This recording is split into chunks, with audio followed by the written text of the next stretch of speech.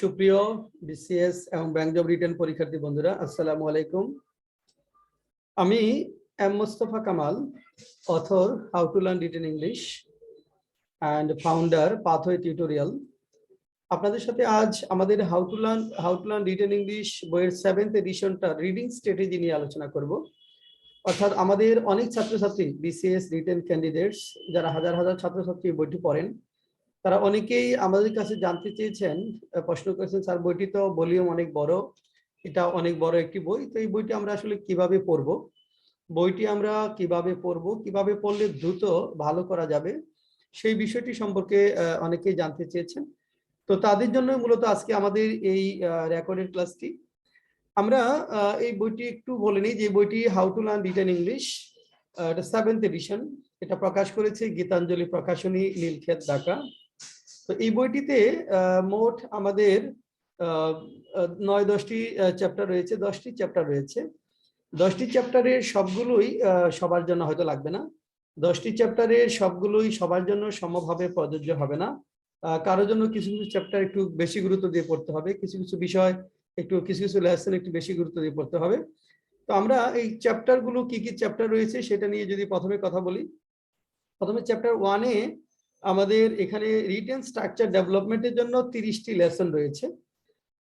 30টি, অর্থাৎ written structure, BCS এবং bank জবের যে রিটেন স্ট্রাকচার গুলো রয়েছে, যেভাবে সেন্টেন্স গুলো আমাদের নির্ভুল করে লিখতে পারি, সেটার জন্য আমাদের এখানে স্ট্রাকচার রয়েছে মোটামুটি 30টি লেসন রয়েছে স্ট্রাকচারাল ডেভেলপমেন্টের জন্য। অর্থাৎ আপনারা যে সেন্টেন্স গুলো লিখেন, অনেক ক্ষেত্রেই সেন্টেন্স গুলো ভুল হয়। কারো আছে, কেউ আছেন যে সেন্টেন্স গুলোর মধ্যে 10টা সেন্টেন্স লিখতে গিয়ে প্রায় 7-8টা ভুল হয়, কারো আছে 5-6টা ভুল হয়, কারো আছে 10টার মধ্যে 10টাই ভুল হয়। এরকম ছাত্রছাত্রী আমরা পেয়ে থাকি।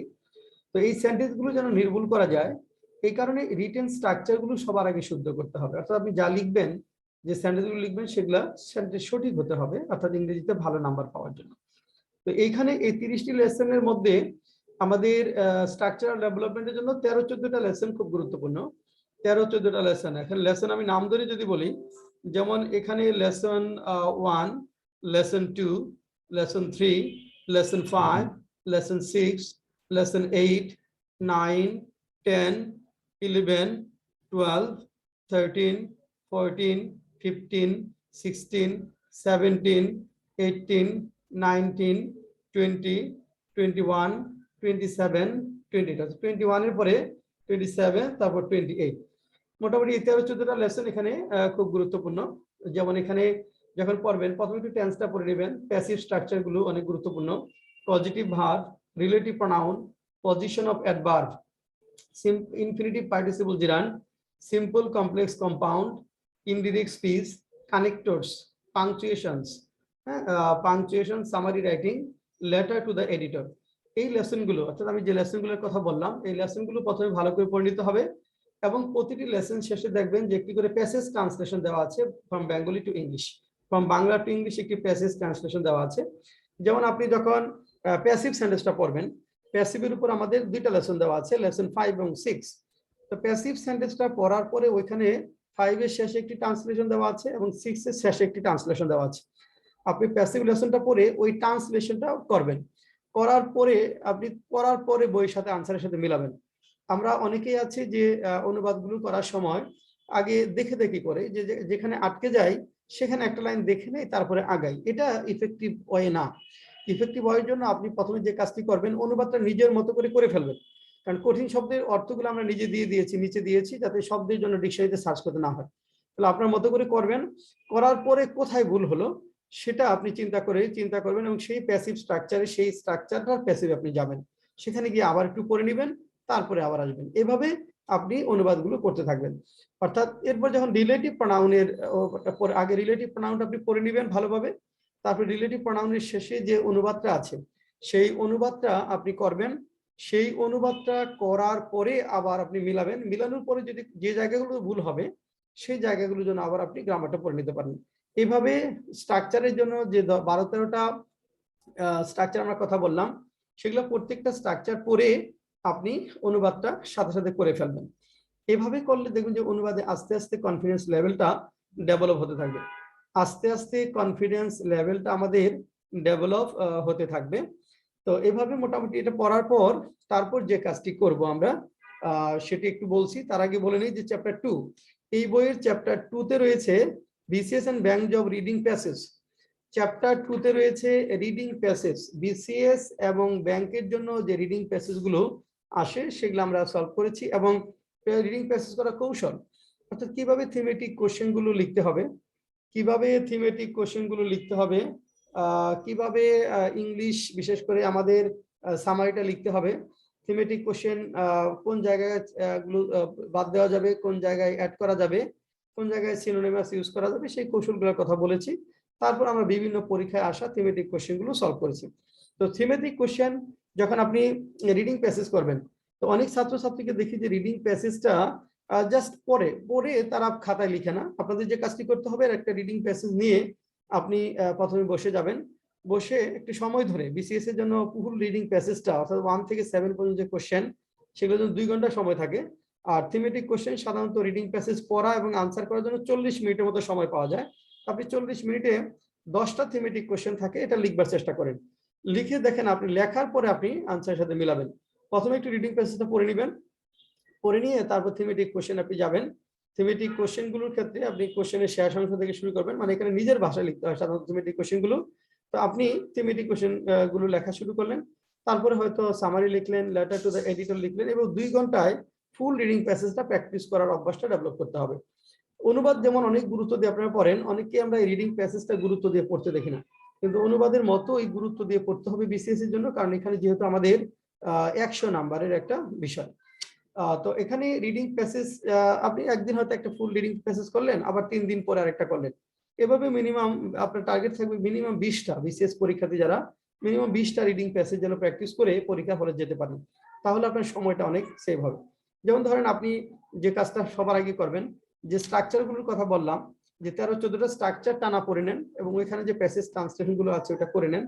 করে নেওয়ার পরে আপনি রিডিং প্যাসেজে আসেন। রিডিং প্যাসেজ প্রতিদিন না হলেও প্রতি সপ্তাহে 2টা করে রিডিং প্যাসেজ প্র্যাকটিস করেন, এবং এর সাথে সাথে আমাদের বইয়ের ট্রান্সলেশন চ্যাপ্টার যেটা আছে, সেই ট্রান্সলেশন চ্যাপ্টার থেকে নিয়মিতভাবে একটা বাংলা টু ইংলিশ আর একটা ইংলিশ টু বাংলা অনুবাদ করা শুরু করেন। অর্থাৎ রিডিং প্যাসেজ এবং ট্রান্সলেশন একই সাথে প্র্যাকটিস চলতে থাকবে। কখন? এটা আমাদের স্ট্রাকচারগুলো ডেভেলপমেন্ট হওয়ার পরে। স্ট্রাকচার ডেভেলপমেন্টের জন্য আপনি মাসখানি সময় নিতে পারেন, তারপরে আপনি ট্রান্সলেশন এবং রিডিং প্যাসেজটা প্র্যাকটিস শুরু করবেন। বইয়ের আর যারা ব্যাংকের পরীক্ষার্থী, ব্যাংক জবে যারা, তারা এখানে ব্যাংক জবে যে রিডিং প্যাসেজ গুলো আসছে সেই রিডিং প্যাসেজ গুলো দেখবেন, কারণ ব্যাংকের সাথে বিসিএস এর পার্থক্য হলো বিসিএস এর পরীক্ষায় থিমেটিক কোশ্চেন লিখতে হয়, সেন্টেন্স মেক করতে হয়, অনেক সময় সিনোনিমস অ্যান্টোনিমস এর বিষয় থাকে, লেটার টু দ্য এডিটর লিখতে হয়, সামারি রাইটিং লিখতে হয়, এবং কনটেক্সচুয়াল ক্লু আছে, অনেক সময় জয়নিং সেন্টেন্স থাকে, সব মিলে 100 নাম্বার। আর যারা ব্যাংকের, তাদের সাধারণত 25-30-এর 6টা থিমেটিক কোশ্চেন থাকে, তাদের সাধারণত সহজ প্যাসেজ থাকে, ছোট রিডিং প্যাসেজ হয়। আপনারা মিনিমাম 30টা রিডিং প্যাসেজ, যারা ব্যাংকের স্টুডেন্ট, ব্যাংক জব সিকার, তারা এইখান থেকে বই থেকে মিনিমাম রিডিং প্যাসেজ 30টা রিডিং প্যাসেজ প্র্যাকটিস করবো আমরা। মিনিমাম আমরা 30টা রিডিং প্যাসেজ প্র্যাকটিস করব, এটা রেগুলার বেসিসে। তাহলে দেখবেন যে আস্তে আস্তে কনফিডেন্স লেভেলটা ডেভেলপ হতে থাকবে। এবং যখন প্র্যাকটিস করবেন, প্র্যাকটিস করার পরে আনসারের সাথে মিলাবো, প্র্যাকটিস করার সাথে সাথে না, প্র্যাকটিস করার পরে আমরা আনসারের সাথে যদি মিলাই তাহলে ভালো ফল পাওয়া যাবে। আচ্ছা, তারপর যেটা হলো এই বইয়ের আমাদের চ্যাপ্টার 3 ট্রান্সলেশন, খুব গুরুত্বপূর্ণ একটি চ্যাপ্টার। এটা চ্যাপ্টার 3 তে প্রথমে আমরা লিখেছি যে ট্রান্সলেশন করার কৌশল। এখানে আমরা 18টি কৌশলের কথা বলেছি। চ্যাপ্টার 3 প্রথমে আছে tactics to translate big sentences, বড় বড় ট্রান্সলেশন করার কৌশলটা কি, কোথা থেকে শুরু করতে হবে, কিভাবে আগাতে হবে, এই বিষয়টা মূলত আমরা এখানে আলোচনা করেছি। সেই কৌশলগুলো আপনারা প্রথমে পড়ে নেবেন, পড়ে নেওয়ার পরে তারপর ট্রান্সলেশনের প্র্যাকটিসে যাবেন। এখানে যারা বিসিএস পরীক্ষার্থী, তারা বিসিএস পরীক্ষায় যে ট্রান্সলেশন গুলো এসেছে Bangla to English, English to Bangla, কিছু কঠিন আছে আবার কিছু মোটামুটি সহজ, সবগুলো আপনারা প্র্যাকটিস করবেন। ওইটা প্র্যাকটিস করা শেষ হলে আমাদের বইয়ে একটা এক্সারসাইজ দেওয়া আছে ট্রান্সলেশনে, সেখানে মোর দেন 100 প্যাসেজ ট্রান্সলেশন দেওয়া আছে, Bangla to English, English to Bangla 100-এর অধিক, এবং অনেক সেন্টেন্স ট্রান্সলেশন দেওয়া আছে। সেই ট্রান্সলেশন গুলো প্র্যাকটিস করবেন আস্তে আস্তে, প্রতিদিন হয়তো 2টা করে প্র্যাকটিস করতে থাকবেন। প্রথম দিকে সহজ প্যাসেজ ট্রান্সলেশন দেওয়া আছে, তারপর আস্তে আস্তে কঠিন রিডিং প্যাসেজ ট্রান্সলেশন। ওইটা নিয়মিতভাবে রিডিং প্যাসেজ এবং ট্রান্সলেশন প্র্যাকটিসটা একসাথে চলতে থাকবে। অর্থাৎ স্ট্রাকচারাল ডেভেলপমেন্টের ওই স্ট্রাকচারগুলো কভার করার পরে আপনি নিয়মিতভাবে ট্রান্সলেশন এবং রিডিং প্যাসেজ প্র্যাকটিস করতে থাকবেন। যারা বিসিএস পরীক্ষা দিবেন তারা বিসিএস এর ট্রান্সলেশনের উপর ফোকাস দিবেন।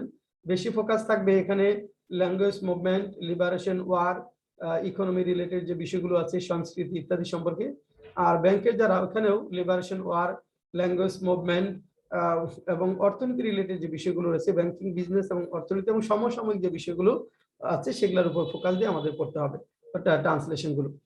আচ্ছা, এটা তারপরে যে চ্যাপ্টারটা রয়েছে আমাদের ট্রান্সলেশন, যেটা বলছি বারবার, এটা হলো আপনি মোটামুটি মানে পরীক্ষার আগ পর্যন্ত প্র্যাকটিস করবেন, মানে মিনিমাম 6 মান্থস, মিনিমাম 6 মাসের একটা প্র্যাকটিস। যদি এরকম হয় যে 3 মাস আছে, আপনি 3 মাসই প্র্যাকটিস করেন।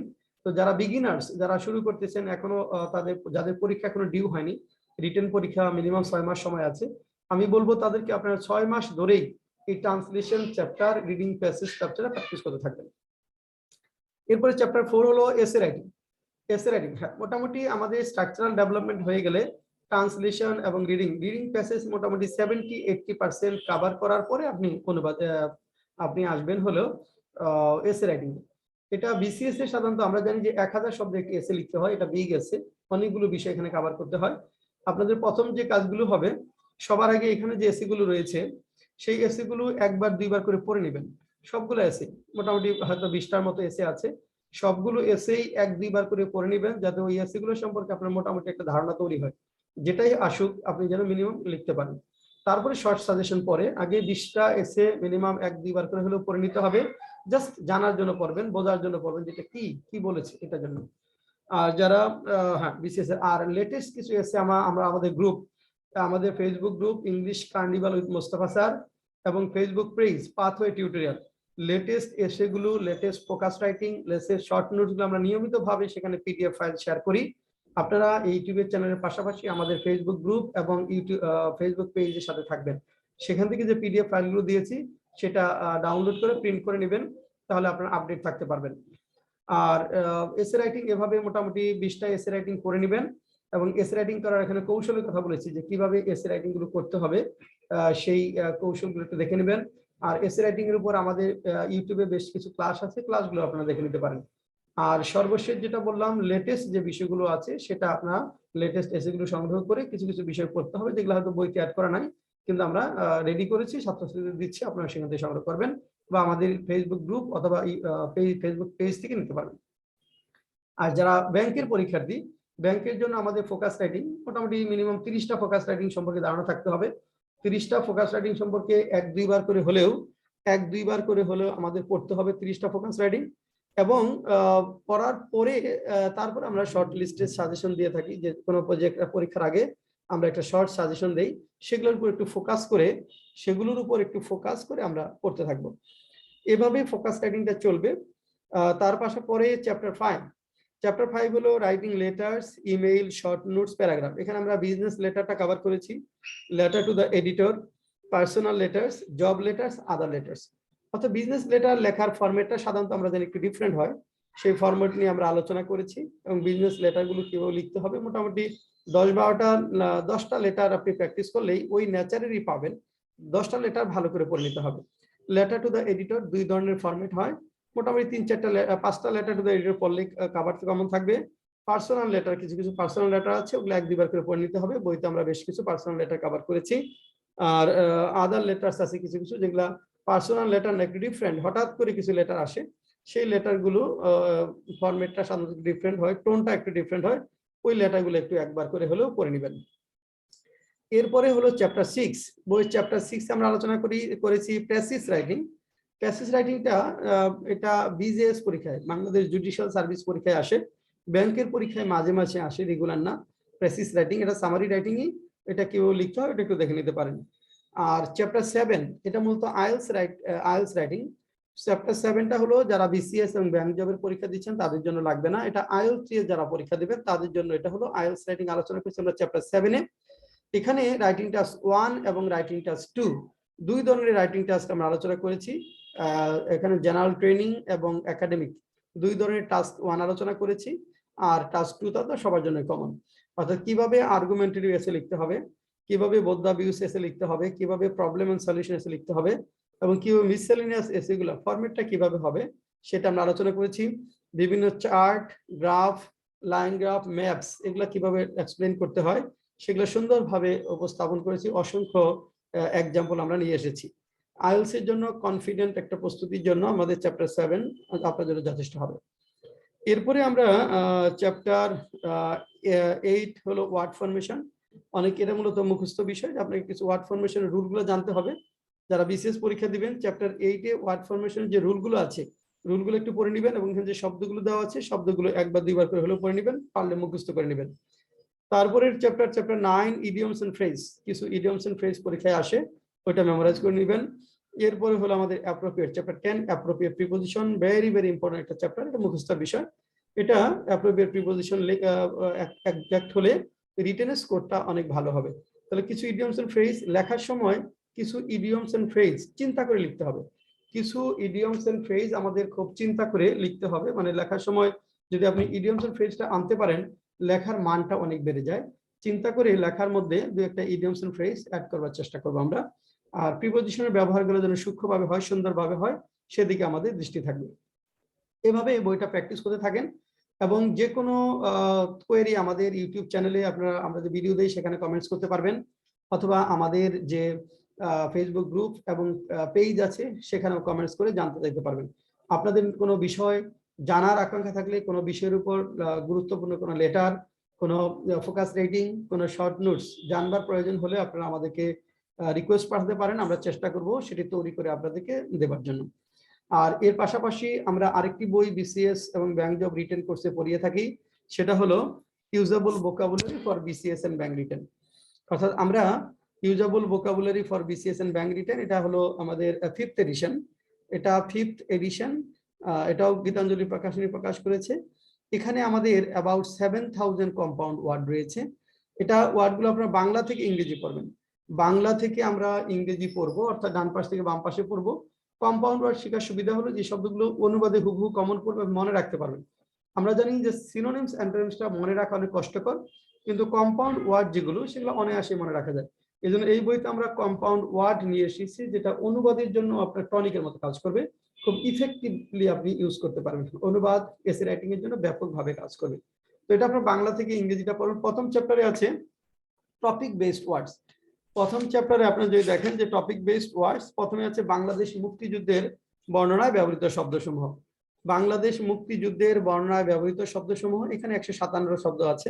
যেমন দু একটা শব্দ যদি বলি যে 9 মাস ব্যাপী রক্তক্ষয়ী যুদ্ধ, 9 month long bloody war, আক্রমণ পাল্টা আক্রমণ, অ্যাটাক কাউন্টার অ্যাটাক, দেশকে শত্রু মুক্ত করা, to make the country free from enemies, এদেশীয় বিশ্বাসঘাতক, টেচারাস অফ দিস কান্ট্রি, যুদ্ধক্ষেত্র ব্যাটল ফিল্ড। এভাবে কম্পাউন্ড ওয়ার্ডগুলো এখানে রয়েছে। এই কম্পাউন্ড ওয়ার্ডগুলো আমরা পড়বার চেষ্টা করব। মানে এখানে এটা পড়ার পরে তারপরে আপনি পাবেন ব্যাংকিং বিজনেসের বর্ণনায় ব্যবহৃত শব্দসমূহ। এখানে 300 ওয়ার্ড রয়েছে। ব্যাংকের পরীক্ষায় যে ওয়ার্ডগুলো আসে সেরকম 300 ওয়ার্ড আমরা নিয়ে এসেছি। যেমন এখানে আমরা যদি বলি, যেমন ব্যাংকিং ব্যবসা, ব্যাংকিং বিজনেস, পুঞ্জীভূত মূলধন, অ্যাকুমুলেটেড ক্যাপিটাল, পরিশোধিত শেয়ার, পেইড আপ শেয়ার, সংবিধিবদ্ধ নিরীক্ষা প্রতিষ্ঠান, স্ট্যাটিউটরি অডিট ফার্ম, দেন নিজ নিজ ভূমিকা দায়িত্ব, রেসপেক্টিভ রুলস এন্ড রেসপন্সিবিলিটিস, মালিকানা সত্ত্বের পরিবর্তন, চেঞ্জ ইন ওনার সিকিউরিটি, এরকম শব্দগুলো রয়েছে। এই শব্দগুলো আপনারা মেমোরাইজ করবেন, বাংলা থেকে ইংরেজি অনুবাদের জন্য ব্যাপকভাবে কাজে দিবে। তো এটা প্রথম। এখানে আমাদের মোটামুটি বেশ কয়েকটি চ্যাপ্টার রয়েছে, 4টি বা 5টি আমি একটু দেখে বলছি। এখানে আমাদের চ্যাপ্টার, হ্যাঁ 4টি চ্যাপ্টার রয়েছে, 4টি চ্যাপ্টার রয়েছে। এর মধ্যে প্রথম চ্যাপ্টার 1, 2, 3 তিনটা একটু ফোকাস করে পড়বেন, তিনটা একটু ভালো করে ফোকাস করে। প্রথম চ্যাপ্টারটা প্রথম সবার আগে ভালো করে পড়বেন, টপিক বেসড ওয়ার্ডস। তারপরে 2 number chapter 2 sentence making with words, সে ওয়ার্ড দিয়ে কিভাবে স্মার্ট সেন্টেন্স তৈরি করা যায়। একটা যেটা বিসিএস পরীক্ষায় আসে সেন্টেন্স মেকিং, আমরা 1000-এর মতো প্রায় শব্দ দিয়ে সেন্টেন্স রেডি করে দিয়েছি যে কিভাবে সেন্টেন্স গুলো স্মার্ট সেন্টেন্স হবে। আপনার সেন্টেন্স গুলো একটু দেখবেন, দেখে চিন্তা করবেন যে ইয়েস এইভাবে সেন্টেন্স তৈরি করবার চেষ্টা করবেন। তারপরে ভোকাবুলারি শীট আছে, এর বাইরে কিছু ভোকাবুলারি শীট, সেটা দেখবেন। তবে চ্যাপ্টার 1 এবং 2, চ্যাপ্টার 1 এবং 2 সবার আগে ভালো করে দেখবেন, তারপরে সময় পেলে চ্যাপ্টার 3, 4 এর দিকে যাবেন। সময় না পেলে এক মিনিমাম চ্যাপ্টার 1 এবং 2টা ভালো করে পড়বেন। চ্যাপ্টার 1টা টপিক বেসড ওয়ার্ডগুলো জানবেন, চ্যাপ্টার 2টা সেন্টেন্স মেকিং শিখবেন এখানে, আর চ্যাপ্টার 3 আরো এডিশনাল ওয়ার্ড রয়েছে। তারপর সবার শেষে আপনি চ্যাপ্টার 4 এ যাবেন। এইভাবে usable vocabulary for BCS and bank written, এই বইটা পড়বেন। এটাও প্রকাশ করেছে গীতাঞ্জলি প্রকাশনী। এটা 5th এডিশন এখন মার্কেটে আছে। এটা আপনার বাংলাদেশের সারা জেলা পর্যায়ে বড় বড় লাইব্রেরিতে পাবেন। এটা না পেলে আপনারা নীলক্ষেত থেকে কুরিয়ার করে নিতে পারবেন, আমাদের প্রকাশনীর কাছ থেকেও কুরিয়ার করে নিতে পারবেন। তাহলে এ পর্যন্তই। চাকরি প্রার্থী বন্ধুরা যারা বিসিএস এবং ব্যাংকের চাকরির জন্য দীর্ঘদিন ধরে চেষ্টা করছেন, তাদের জন্য শুভকামনা এবং আপনাদের এই পরিশ্রম সফল হোক, সার্থক হোক, সেই কামনা করে আজকের মতো এখানেই শেষ করছি।